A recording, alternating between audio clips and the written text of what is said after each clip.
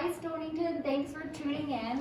I'm really excited today. We're here with two esteemed members of the Shellfish Commission. We have Don Murphy, who's the chair, and Austin Clark, who is the secretary. And we wanted to pick their brains a little bit as we look forward to spring, summer, and fall, in the middle of winter, to tell us a bit, maybe to start just a little bit about the role of the Shellfish Commission and a little bit that folks at home might not know about the work you do. Well, thanks for inviting us to talk about shellfish. That's our favorite subject. Our commission is made up of 7 members, 5 regular members and two alternates. And we have 1 part-time employee who is the warden for the town of Stonington. We manage the recreational and the commercial shellfishing in the town waters. And we work very, very closely with the Connecticut Bureau of Aquaculture, which is part of the State Department of Agriculture. We have 3 main shellfish grounds in the town of Stonington, and I'll ask Austin to tell us where they are and how popular they are. Thank you. There are 3 recreational shellfish areas in the town. Outer Quimbog Cove, which is accessed just at the entrance to Lord's Point, and then Area A and B, as we designate them, which is the water east of Mason's Island. And you'll see the discs that designate whether the Area A and B are open right at the causeway to Mason's Island.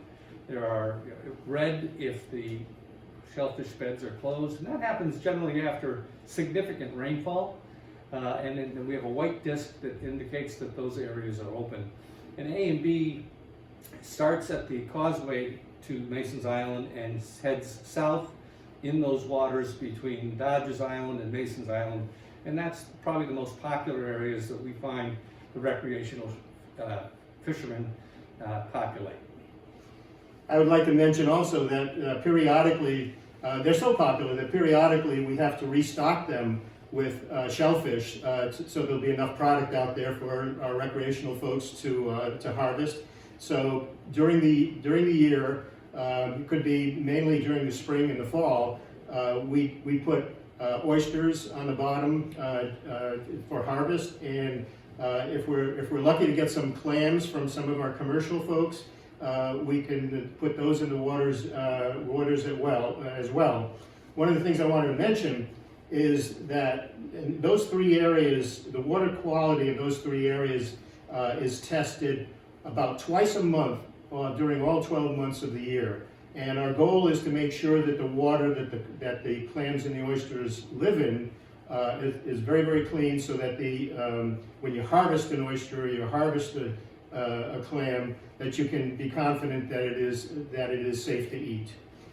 So we work very closely with the Bureau of Aquaculture, Connecticut Bureau of Aquaculture, to take those samples. Generally, the commission members take the samples, the warden and I and other commission members take the samples, and those samples are taken by the Bureau of Aquaculture and analyzed for bacteria. Bacteria is an indicator of pollution, and one of the things I would like to ask the public is simple things like picking up after your dog, making sure that your septic system is good, and all of that sort of activity creates cleaner waters for our coastal environment. That was a great plug, and also what we put on our lawn matters for our coastal waters too. Right, nitrogen is a big problem, and what that causes is blooms, algal blooms, which interfere with the growth of the clams and oysters. No, thank you. And that's a perfect segue. Maybe just, could you tell us a little bit more for people who maybe haven't participated in the kind of recreational programs, what they could look forward to? Oh, it's a terrific way to spend the day. A nice day, and you get better as you go along and get some experience. But you start with, as Austin mentioned, determining whether the shellfish bed is open or closed. You can look at the sign. If it's red, it's closed. If it's white, it's open.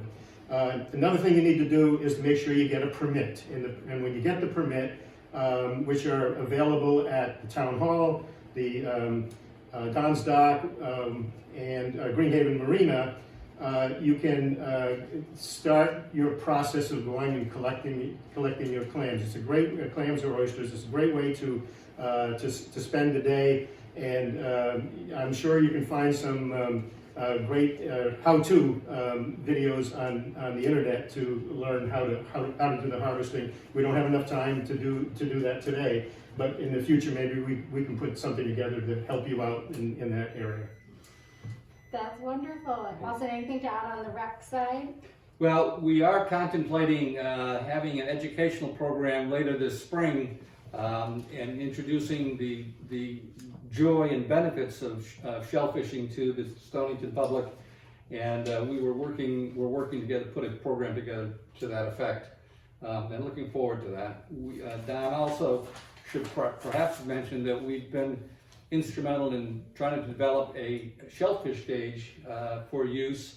It's unique that Connecticut uses a 1.5-inch circle as their measurement for the proper size of a clam, 3 inches for an oyster, and 2 inches for a scallop with a growth ring.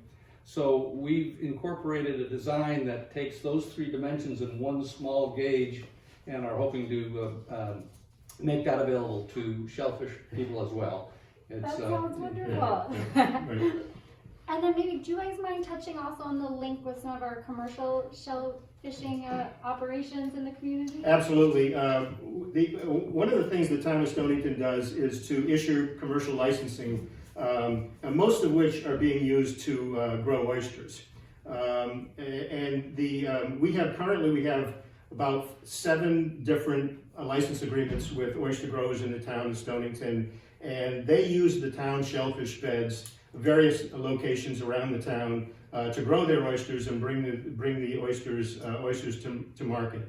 And to repay the town of Stonington for their use of our shellfish grounds, they provide the Shellfish Commission with oysters and clams that we then take and put into our recreational beds. So it's a complete circle. They use the bottom for their purposes. They grow oysters. They bring the oysters to market, and part of their what they grow is provided in payment to the town of Stonington to be put on the bottom for recreational folks to harvest. That's a great full circle. Yeah. And then maybe just in case people don't know, what would you say are some of the benefits to having oysters in our waterways? Well, there are a couple of things you can mention. The primary thing that you should think about is that it provides a good source of food, a clean source of food, especially when you monitor the waters and have very clean waters. And the town of Stonington is very fortunate to have clean waters along our coast. They provide benefits to the environment. They're filter feeders, so they filter out particulate matter and clarify the water. So they provide something that's good to eat. They provide good recreation, and if you're a commercial person who's growing them for your livelihood, they also provide a good way to earn money to produce the oysters. Oh, thank you. And then maybe just to close on, how have you seen COVID impacting either on the recreation or commercial side? I'll start by mentioning the commercial side. It's been very difficult for our commercial growers during the COVID period because restaurants have closed and are working. Those that remain open are working in limited capacity, and as a result, a lot of their the market for the commercial production of oysters has declined spectacularly. There are some pop-up oyster sales locations around the town of Stonington. Is something I wish you can keep track of on Facebook and on Instagram to find out where they are. We recommend that you buy local and eat local, and try to find these locations and help our local folks out. You know, on the recreational side, obviously in the winter, the amount of recreational shellfishing really almost does not exist. So it's obviously we've been through the worst of it, I think, since last March, and I expect we'll see a much increase in numbers this spring, late spring and summer. in our recreational areas. We did have a pretty good summer, though. I think there were a lot of people who were anxious to get out of the house, and so shellfishing. I had people who had never shellfished in their life call me and ask me how to go about this, and we started them. So we had some new people who've realized that it's a great way to spend time outside and harvest something to eat.